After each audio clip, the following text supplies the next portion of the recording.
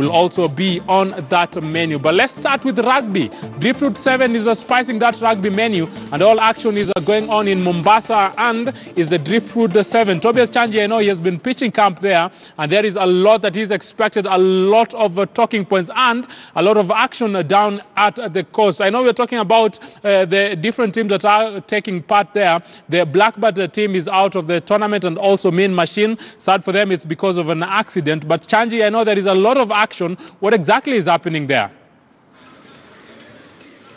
Thank you, Moses. This match that is happening here, as you said earlier, Mean Machine and Blackbird engaged in an accident today in the morning. So in the places they were replaced by Northern Suburbs and the Masinde Mliro in Pool B. Initially, by now, around 16 matches have been played so far since morning. The match that started around 8 a.m. in the morning. And to just give you the scores that happened this time, it's Menengai Oilers who scored Northern Suburbs 17-0. Then the second match was between Homeboys and Logistics Mombasa, where Homeboys scored 19-5. Then the other match was the Resolution Kisii 19, while Masinde Mliro had 5.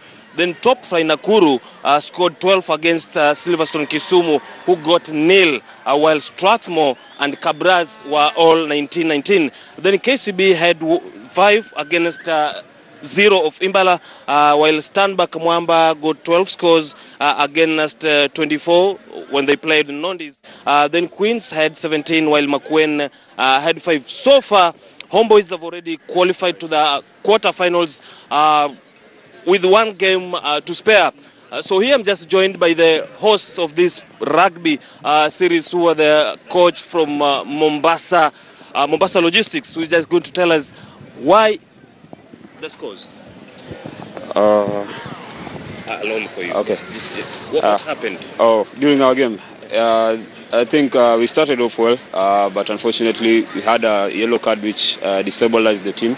So Homeboys had a one-man extra, which they countered us and they scored 2 tries against it. And then coming to second half, I think the momentum Homeboys had from the first half, they took it to the second half, and the boys just couldn't manage to contain them, because we were on the defensive side most of the second half. So the pressure piled on the boys, and at the end of the day they couldn't manage. But overall, they played very well against Homeboys, bearing the fact that Homeboys have won the last 3 legs. So many guys expected big score, but the boys held them well. We scored the first try.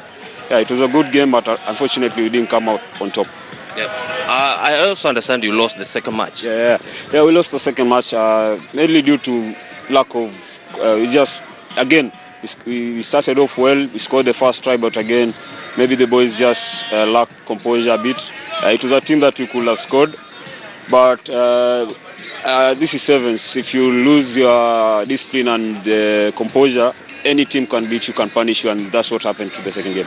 Yeah, and you being the host, most definitely, guys are saying that you have everything's favorable to you, including the weather and the home crowd. So what are you promising them then your next match?